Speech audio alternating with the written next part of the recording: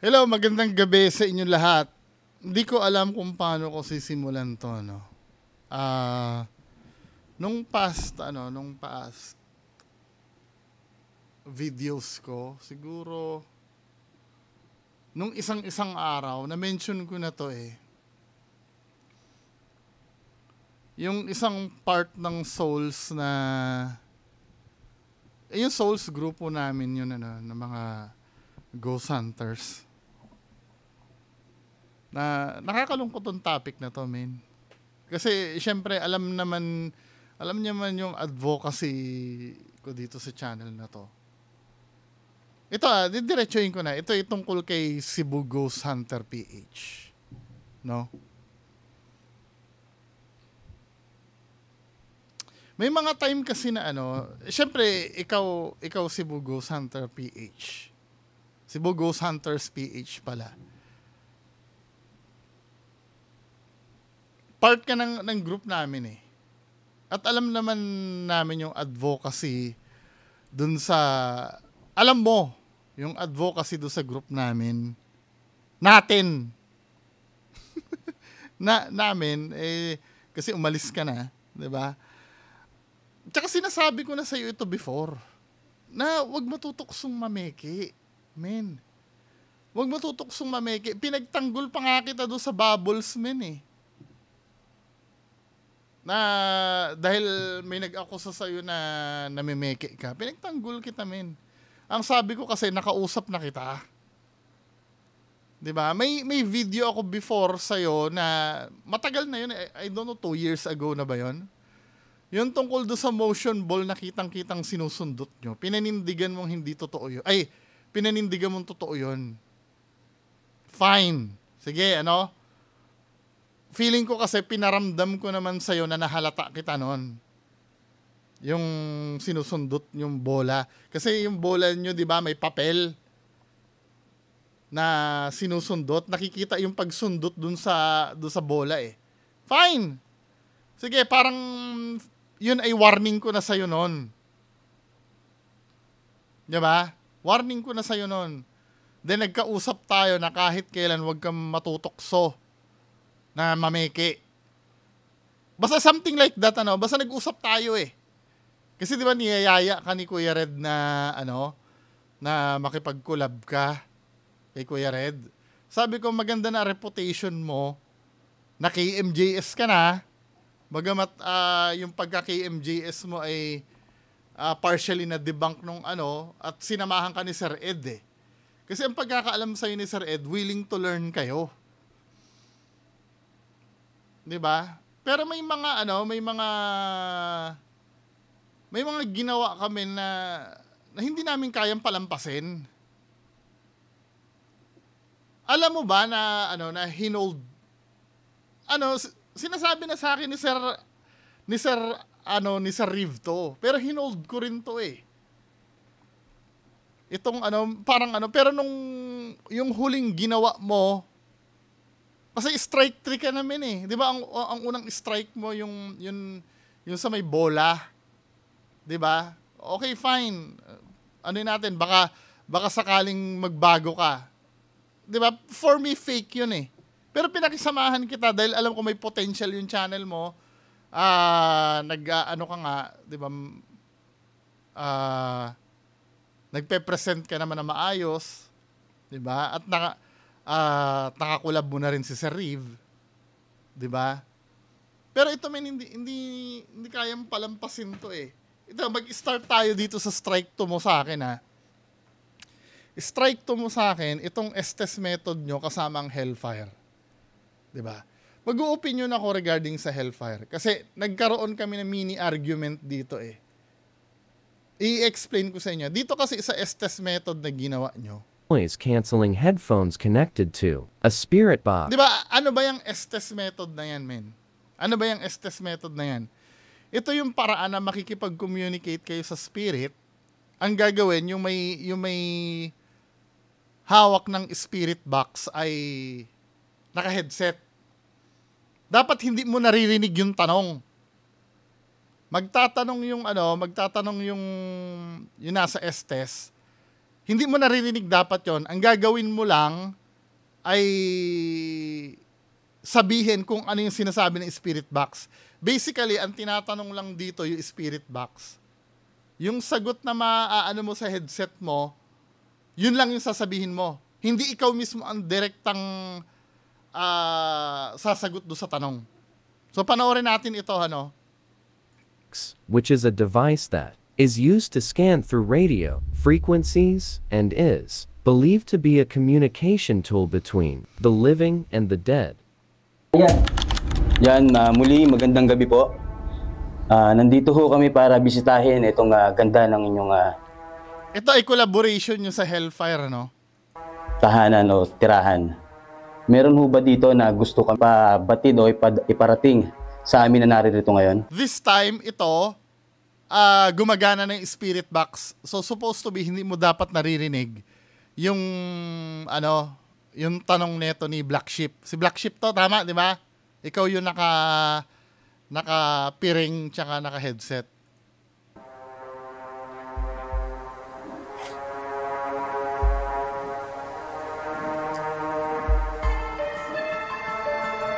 Sige. Maaari ba namin malaman ang iyong pangalan?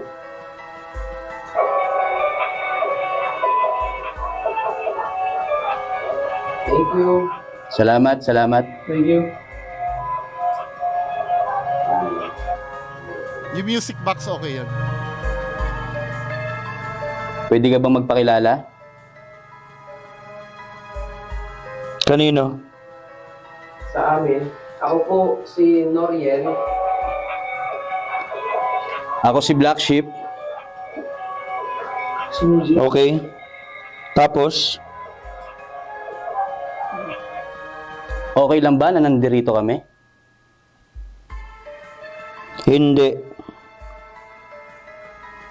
Bakit hindi?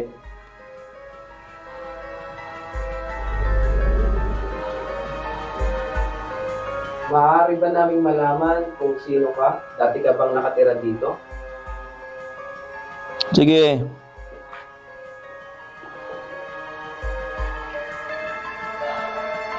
Ano po ang ibig sabihin nyo ng sige? Matagal ka na po ba dito nakatira?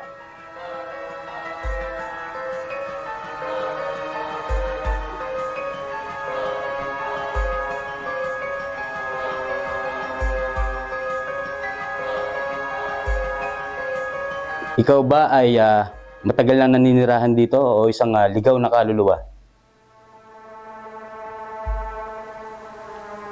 Ako mana. Siya daw yan. Sinong ikaw? Siya yun. Ito kasi yung nakakapagtaka dito. Ito ha, pag si Sir Noriel ang nagtatanong, hindi mo masagot masyado. Ang explanation kasi nun, malayo si Sir Noriel doon sa sulok. Pag si Black Sheep yung nagtatanong, dahil malapit sa'yo, on point yung sagot mo. 'Di ba? So doon may first clue na tayo na naririnig mo yung tanong ni Black Sheep. Kaluluwa? Tumunog yung bell. Tumunog yung bell. Oo. Ikaw ba yung nagpagalaw ng bell? Diba? Walang sagot. Hindi. Ay, meron, sorry. Tama? 'Di ba? Ikaw ba yung nagpagalaw ng bell? Parang direct to the point ang sagot mo. Yun kasi, nakakaduda yun, men 'Di ba? Tama. Pwede mo bang ulitin uli? Oo. Pwede ba ulitin ulit? Oo. Sige. Sandali.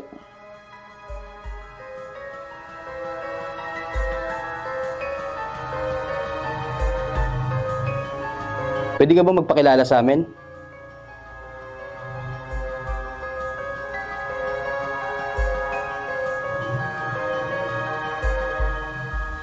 Kinikilan po ito. Malapit ka ba sa akin ngayon?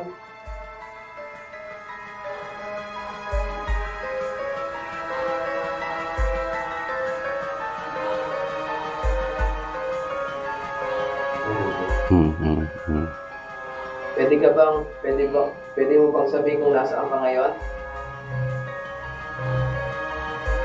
Jeff, Jeff ba ang pangalan mo? oo, Jeff? correct. Jeff? Correct. Oo, correct. Ito ito yung kasi observation na amin. Nanonood kami nito. Fake na fake to, men. 'Di ba? Hindi ko na ipapasok to as opinion. Fake na fake to kasi on point yung sagot mo eh. Fake na fake to. Ang problem nito, alam niyo yung naging problem, nadamay ang hellfire dito.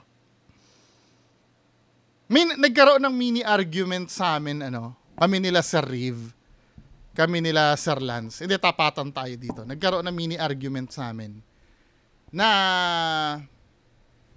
ang hellfire ba dito ay kasabwat mo? 'Di ba? May mga nagsabi na oo, alam dapat ng hellfire yan na damay sila diyan. Ibig sabihin fake sila lahat diyan. Kita mo kung paano mo nilagay sa bingit ng pagkawala ng credibility yung hellfire. Ito kasi yung take ko dito, mga men eh. 'Di ba? Maybe pagka halimbawa kung pinanood mo to as third person, 'di ba? Third person na panood ko to. Oo nga naman, hindi ba nagtaka si Black Sheep tsaka si Sir Noriel na on point yung sagot? Hindi man lang ba sila kinilabutan na bakit ganun ka-accurate? Anong sagot nyo? Di ba napaka bullshit naman nun? Kung hindi nila mahahalata yon. Pero ito sasabihin ko sa inyo ha. Pag nandiyan ka dyan sa lugar na yan, hindi mo na maiisip yun eh. Magiging bias ka na sa evidence mo. At hindi naman masama 'yon. Yun nangyari sa hellfire dito. Naging bias yung nila, Syempre, nandiyan sila unang-una, yung trust kasi nila, kaibigan kasi nila si LG eh. Yung trust nila kay LG nandoon. Hindi naman nila iisipin na si LG ay mamimeke talaga nung pumunta sila diyan. Siyempre, kung sasagot si LG, ipagpapalagay ni Sir Black Sheep tsaka ni Sir Noriel na totoo yun. Pero yung pagiging silly yung pagiging silly ng putang na, hindi ba nalaman nila Sir Noriel na inuulol sila ni LG? Pag nandun ka sa moment na yun, hindi mo na may isip yun eh. That's how budol works. Yung budol kasi minsan nakakabiktima yan kahit na mga mataas ang pinag-aralan eh. Kilala nyo si Francis Leo Marcos? Con artist yun. No matter how outrageous at how silly yung kiniklaim niya na trilyonaryo siya, naniwala doon yung Chief Justice ng Pilipinas, si Renato Puno. Kasi yung budol moments, hindi ko naman sinasabing talagang layunin ni LG na mambudol dito.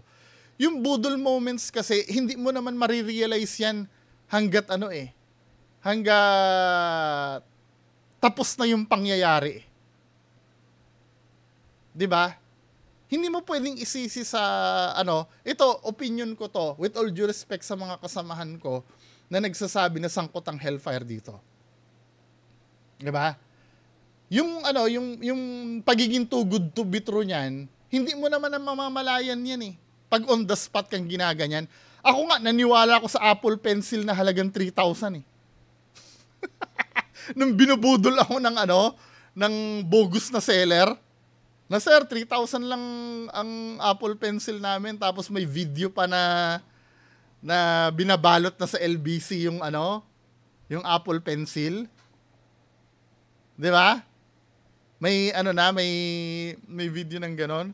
Kahit too good to be true yun, nilakdawan ng utak ko yun eh. Kasi nga nasa budol process ako.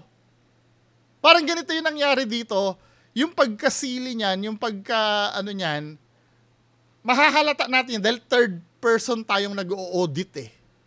Kaya nga sinasabi ko sa inyo, yung mga pambara sa akin ng mga ano, hindi ka naniniwala, ikaw ang pumunta doon para mapatunayan mo kung totoo o hindi. Hindi nga applicable yun. Kasi pag nandun ako, kahit ako nandiyan sa position ni Black Sheep ngayon, at naririnig ko na yung mga tanong ko ay accurate na sinasagot, hindi ko pa rin pagdududahan na peke yan. Nandun ako sa moment na yun eh. Nandun ako sa moment na yun eh. Kumbaga, syempre, nag-i-investigate din ako doon kung ano yung maano, at yung tiwala ako na kay LG eh. Syempre, hindi ko naman iisipin na nabudol si LG. Kapag sumagot si LG sa mga tanong ko, iisipin ko, yun ay galing sa spirit box. Pwede kasing ang mangyari, after nyan, bigla ko na lang, pag natapos na lahat, bigla ko na lang marirealize, wait. Oo nga no, ba't parang on point siya sumagot? Huli na ang lahat.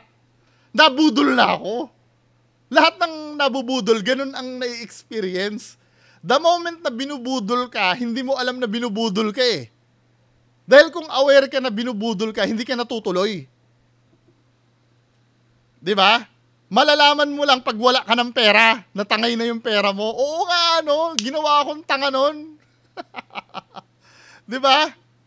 Kaya yun ang take ko dito. For me, ang bola ng pamimeke dito na kay LG. Na kay Cebu Ghost Hunter PH. Wala sa Hellfire.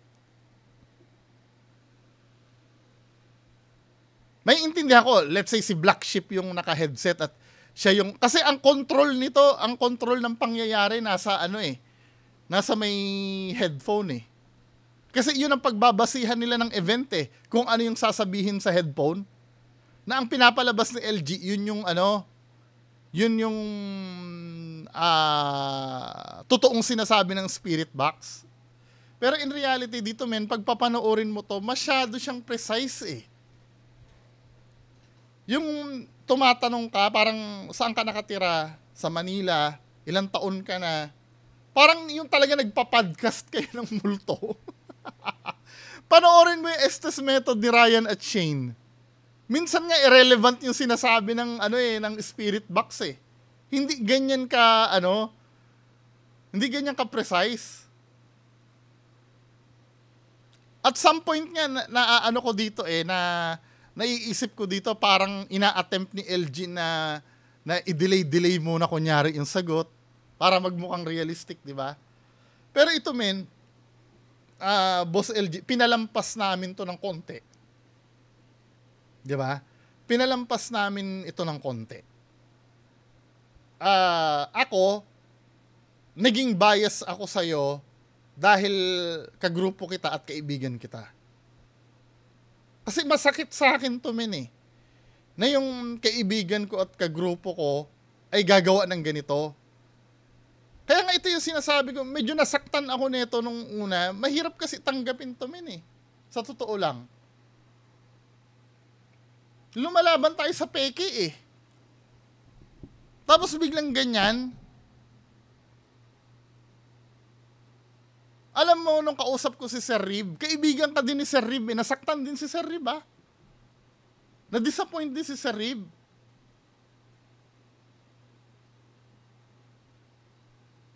Nung napanood to, alam mo ba, pag magkasama ka ni Sir Rib, lagi ka na ikikwento nun. Kaibigan ka nun, min eh.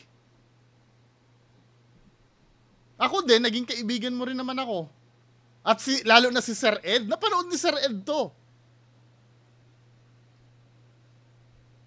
Diba? Bagamat hindi naman negative ang sinabi ni Sir Ed, parang sinabi ni Sir, oo nga no, direct to the point sumagot. Sabi ni Sir Ed Kalawag. At feeling ko na-disappoint din, feeling ko lang naman, ano, na-disappoint si Sir Ed sa inyo dahil nagustuhan kayo ni Sir Ed Kalawag eh. Dahil willing to learn daw kayo nung nagkasama kayo sa Cebu.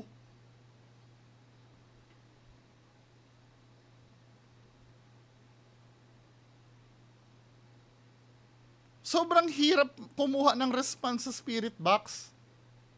Sobrang hirap yan.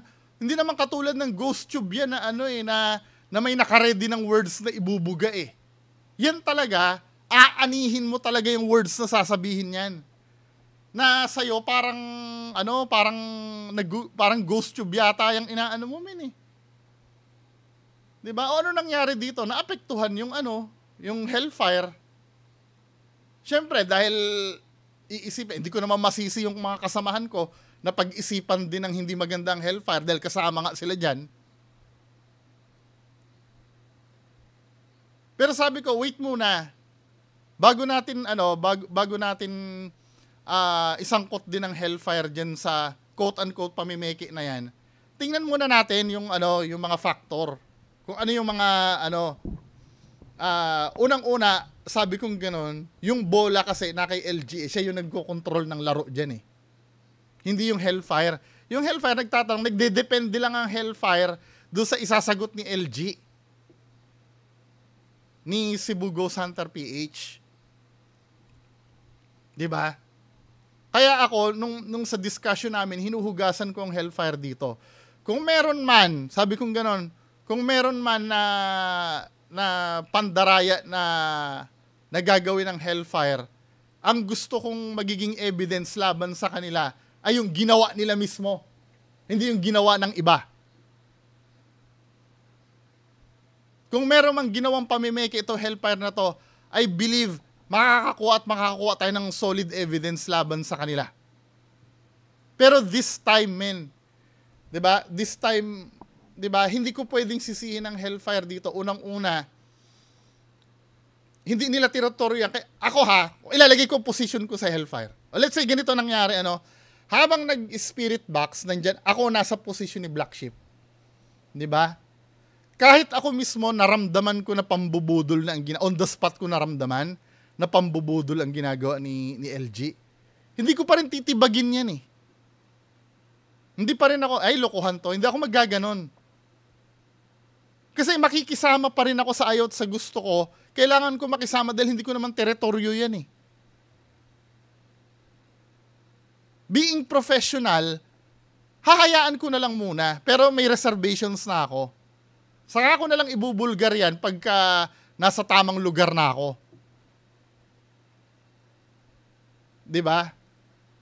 Hindi ko siya pwedeng ipahiya on the spot kung ako nandyan, kahit na mahuli ko na siya na inuulol niya ako.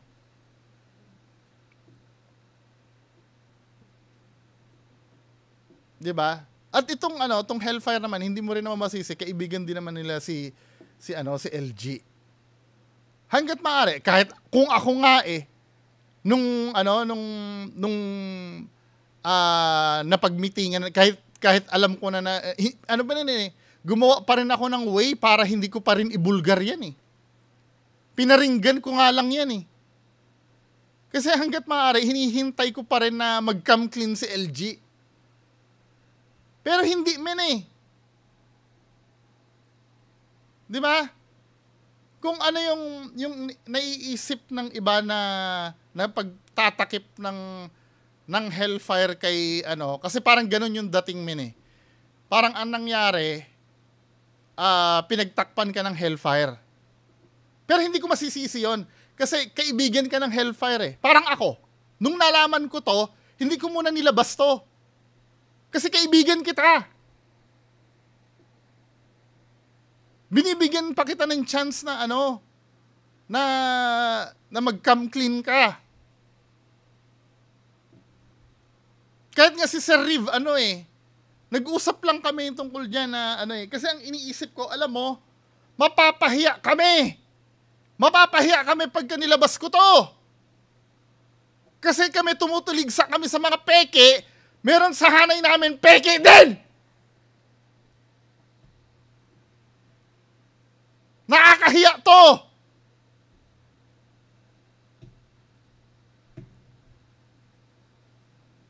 I'm so sure ganyan din ang nafe-feel ng hellfire sa'yo.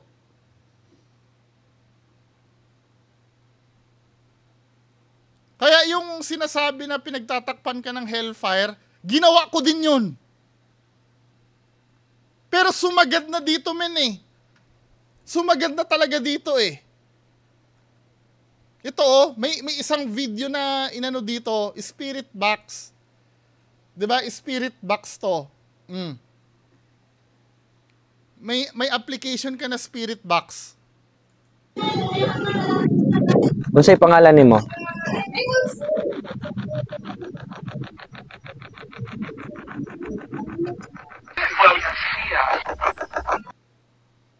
Hindi yun galing sa spirit box. Dire-diretso yun. Kung gagawa ng due to yung pag-shift ng frequency, yes, I know, yung spirit box mo, pwede ko sabihin kasing legit yan eh. Alam mo kung bakit? Ang cellphone kasi may FM tuner. 'Di ba? Kung application yan, pero hangga't maaari kasi, wag gagamit ng application kasi pwedeng i-program yan eh. Let's say legit yung spirit box mo na yan. 'Di ba? Pero pagka magre-response kasi ang spirit box, dapat putol-putol din kasi nagsi-shift yan ng frequency eh. Gumaganon nga eh. Kaya pag nagsasalita yan, mag-set tayo ng example na response ng spirit box.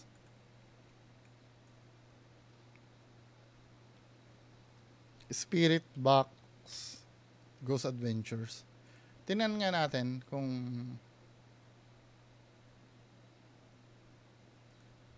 tama ha. There's a bastard on this floor. Diba? Diba? Trouble. Ibig sabihin, may chop pa rin. Although na same boses siya, may chop pa rin. Pero yung spirit box mo dito, men. Tingnan mo. Unsay pangalan nimo?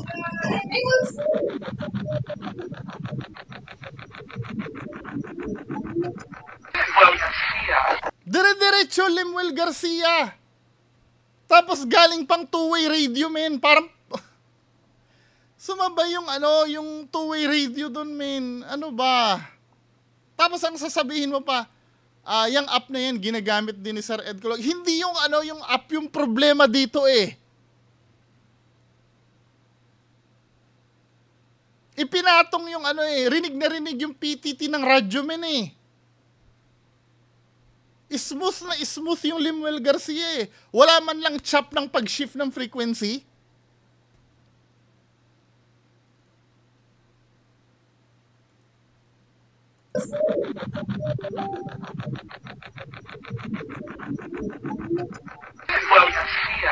Ayan o. Lemuel Garcia. Di ba? Tapos ito pa ha. Ito ha.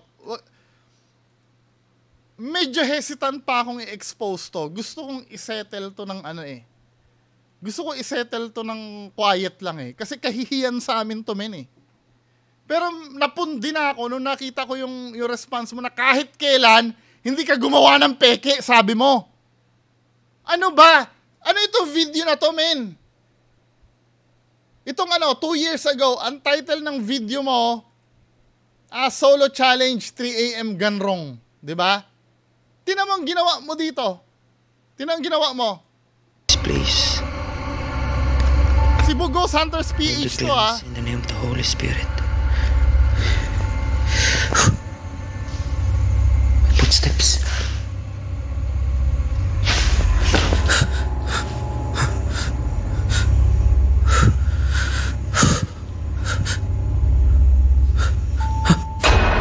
Yan o. Ano ba Cebu?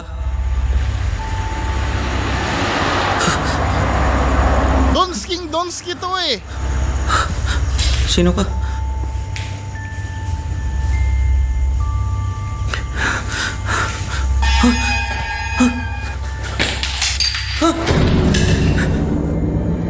ba, men? Fake na fake to eh. Tapos sasabihin mo sa amin, kahit kailan hindi ka gumawa ng peke.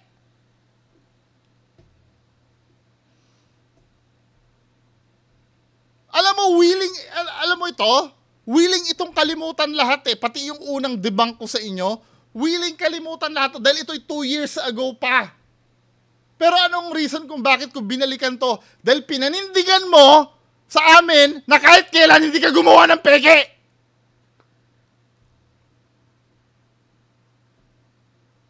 That alone, basag na yung credibility mo, men. 'Di ba? Lahat ng tiwala binigay namin sa'yo. Matagal na naming alam din to, itong ginawa mong kapekean na to eh. Pero dahil nag-start tayo nung nagkakilala, hindi na namin dapat balikan yan.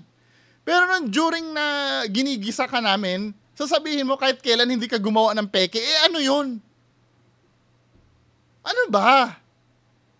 Kaya ngayon, wala na akong pakialam kahit mapahiya ako na isa sa kasamahan ko, gumawa ng peke. Anong gagawin ko? Ganun talaga. Ganun talaga. Nainsulto ako noon nung parang kami pa pinagsabihan mo na kahit kailan hindi ka gumawa ng peke. Yan o. Ano ba? Hindi ako galit sa'yo kasi mabait ka naman eh. Ang problema kasi, di ba, ito yung sinasabi ko sa inyo, yung mga nagbabalak na magbagong buhay at talaga Sir Gary Ghostbuster. Ma'am Irene Creepy PH. Sino pa ba yung mga may mga ghost hunter dyan wag na wag kayong mamimeke. Matindi ang nito, consequence nito.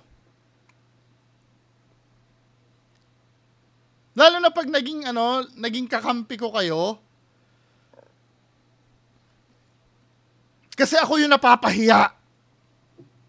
Sinishare ko pa naman yung videos nyo. Ako yung mapapahiya dun, min.